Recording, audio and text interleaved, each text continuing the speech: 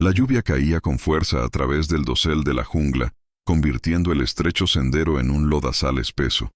Soldados japoneses se movían en silencio entre los árboles, confiados en que los estadounidenses adelante estaban débiles, cansados y mal liderados. Habían tenido razón antes. Esta noche sería diferente. Los disparos comenzaron abruptos y cercanos. Hombres empezaron a caer en la oscuridad. 6 días después, 87 de ellos estarían muertos. Y el responsable no era un oficial experimentado, ni un veterano endurecido por la batalla.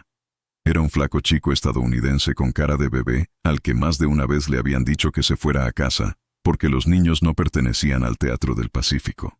Los oficiales se reían cuando veían sus papeles de alistamiento. Pareces de 16, tal vez menos. Vete a casa, chico. Esto no es lugar para niños. Él no se fue. Y 6 días después, comandantes japoneses ordenarían abandonar todo un corredor, porque demasiados de sus hombres estaban muriendo y nadie podía explicar cómo. Esta es la historia del adolescente al que decían que era demasiado joven para luchar, y de los 6 días en la jungla cuando demostró que la edad no importa cuando te niegas a rendirte. Antes de sumergirnos en cómo un adolescente mantuvo un corredor de jungla, contra probabilidades imposibles, si quieres más historias increíbles de la Segunda Guerra Mundial, sobre soldados que lo cambiaron todo a pesar de ser subestimados, dale al botón de suscribir ahora mismo. Descubrimos los momentos más intensos y no contados de la guerra cada semana. Y créeme, no querrás perderte lo que viene. La Guerra del Pacífico, 1943. Principios de 1943. La guerra en el Pacífico se había vuelto brutal y personal. Isla por isla, jungla por jungla. Cada avance pagado con sangre, calor y un agotamiento que nunca terminaba. Los japoneses creían que aún tenían ventaja en el combate en la jungla, y tenían buenas razones para creerlo.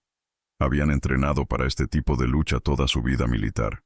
Se movían rápido, atacaban de noche y desaparecían antes del amanecer, dejando a las unidades estadounidenses conmocionadas, confundidas y furiosas. La jungla no era solo terreno para ellos. Era ventaja de local. Sabían usar cada sombra, cada sonido, cada momento de oscuridad a su favor. Entendían el ritmo de la jungla, cómo se movía la vegetación, los sonidos que significaban peligro, el silencio que significaba muerte. La mayoría de los soldados estadounidenses eran mayores, más grandes y más lentos. Habían sido entrenados en guerra convencional en campos de batalla abiertos. Francia, norte de África, lugares donde podías ver venir al enemigo. No en el calor asfixiante y la vegetación interminable del Pacífico Sur, donde la visibilidad se medía en metros y cada árbol podía ocultar un francotirador. Los oficiales japoneses pensaban que entendían bien a los soldados estadounidenses. Habían estudiado sus tácticas, conocían sus debilidades, predecibles, ruidosos, dependientes de fuego pesado y apoyo aéreo. Quítales eso y los estadounidenses sufrían. Lo que no entendían era al adolescente escondido en el barro con un rifle y una mente calmada que desafiaba su edad. El chico que nadie quería. Su nombre apenas apareció en los periódicos durante la guerra. Cuando los oficiales vieron por primera vez sus papeles de alistamiento, se rieron. Parecía de 16, tal vez menos. Cara de bebé. Flaco. Del tipo de chico que debería preocuparse por los deberes y los partidos de béisbol, no por el combate en el teatro más mortífero de la guerra. Vete a casa, hijo. Los niños no sobreviven en lugares como Nueva Guinea y Filipinas. Aquí es donde van hombres experimentados a morir. ¿Qué oportunidad tiene un chico como tú? Pero él no se fue. Se mantuvo callado. Aprendió rápido. Escuchaba más de lo que hablaba. Mientras otros soldados presumían de lo que harían cuando empezaran los disparos o se quejaban del calor, la comida y la espera interminable, él observaba. Miraba cómo se movían los veteranos, cómo sostenían sus armas, cómo leían la jungla, la forma en que miraban el terreno, la manera en que escuchaban sonidos que la mayoría ignoraba. Absorbía todo como una esponja. Cada instrucción, cada patrulla, cada advertencia de los sargentos que habían visto combate, lo convertía todo en conocimiento que podía usar. Y cuando finalmente empezaron los disparos, se movió como si hubiera nacido para ello. La misión. La misión se suponía simple. Una pequeña unidad estadounidense necesitaba mantener un corredor de jungla que las fuerzas japonesas usaban para mover suministros de noche. Controlar el corredor, cortar la línea de suministro, proteger a una fuerza mayor que construía defensas cercanas. La inteligencia sugería actividad enemiga ligera, tal vez unas pocas patrullas. Nada que un pelotón bien posicionado no pudiera manejar. El plan dependía de velocidad, silencio y sorpresa. Llegar a posición. Esperar la columna de suministros japonesa. Golpear fuerte y rápido. Desaparecer en la jungla antes de que llegaran refuerzos. Tácticas clásicas de emboscada. Pero casi de inmediato, todo salió mal. Exploradores japoneses detectaron movimiento antes de que los estadounidenses estuvieran completamente en posición. Llamaron un contraataque que convirtió el sendero en un matadero. El fuego estalló de ambos lados. Trazadoras cortaban hojas y ramas como luciérnagas mortales en la oscuridad. Los estadounidenses retrocedieron confundidos. Bengalas iluminaron el cielo, convirtiendo la noche en un resplandor naranja de pesadilla. Hombres gritaban órdenes, luego gritos, luego nada más que disparos y lluvia golpeando el suelo de la jungla. La emboscada cuidadosamente planeada se había convertido en caos. Soldados dispersos, algunos heridos, otros simplemente perdidos en la oscuridad. Y en ese caos, el joven soldado se encontró separado de su unidad. Solo, empapado, rodeado de movimiento enemigo por todos lados. Solo en la oscuridad, podía oír voces japonesas en todas direcciones, calmas, metódicas, buscando, cazando. Este era el momento en que la mayoría de los hombres se congelaban, el momento en que el entrenamiento tomaba el control o fallaba por completo, el momento que separaba a los que sobrevivían de los que no. En lugar de entrar en pánico, se quedó completamente quieto. Presionó su cuerpo contra el barro, sintiendo el agua fría filtrarse por su uniforme. Redujo su respiración hasta que apenas se notaba. Y escuchó. Soldados japoneses pasaron a metros de él, hablando suavemente, confiados en que ya habían roto la línea estadounidense. Podía oler el aceite en sus armas, oír el roce de su equipo, ver las siluetas moviéndose bajo la lluvia. Cuando el primero le dio la espalda, el chico levantó su rifle y disparó una vez, limpio, silencioso. El soldado cayó. Luego otro, luego otro. No se apresuró. No entró en pánico. Esperaba entre disparos. Calculaba cada ángulo. Planeaba su ruta de escape antes de apretar el gatillo. Durante las horas siguientes, se movió como una sombra, arrastrándose por maleza tan espesa que le desgarraba la piel, esperando en posiciones lo que parecían eternidades, disparando solo cuando estaba seguro del objetivo y de su salida. Cuando llegó el amanecer, varios soldados japoneses yacían muertos a lo largo del sendero, y el joven estadounidense se escabulló sin ser visto, reuniéndose con su unidad como si nada hubiera pasado. Su uniforme estaba destrozado, sus manos sangraban, pero sus ojos estaban claros. Eso debería haber sido el final. Una noche, una emboscada fallida, sobrevivir y seguir adelante. Pero los japoneses no dejaron de venir. 6 días. Durante los 6 días siguientes, el mismo sendero se convirtió en un campo de batalla una y otra vez. Las fuerzas japonesas intentaron romper el paso, convencidas de que enfrentaban una gran unidad estadounidense bien atrincherada, con nidos de ametralladoras y apoyo pesado. En realidad, luchaban contra un puñado de soldados exhaustos y un adolescente que se negaba a ceder terreno. Cada noche seguía el mismo patrón.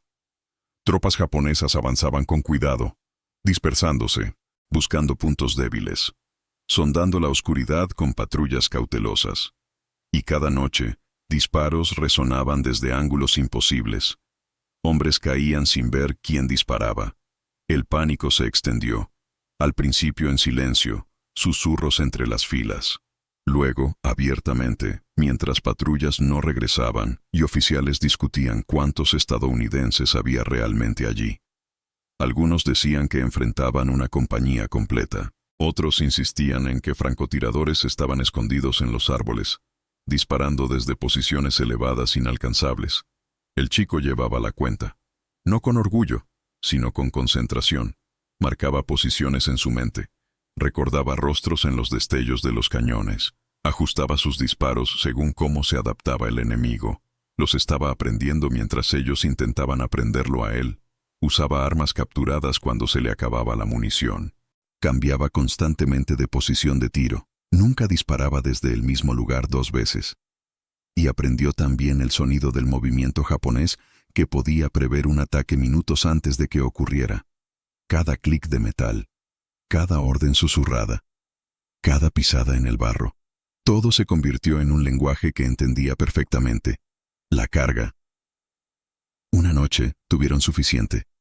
Los japoneses cargaron. Docenas de soldados corrieron por el sendero juntos, gritando y disparando salvajemente, convencidos de que podían abrumar lo que fuera que estuviera en su camino con pura fuerza y determinación.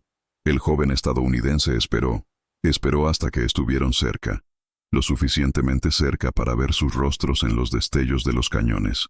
Entonces abrió fuego, moviendo mientras disparaba, rodando a nuevas posiciones, nunca quedándose en un lugar el tiempo suficiente para ser fijado.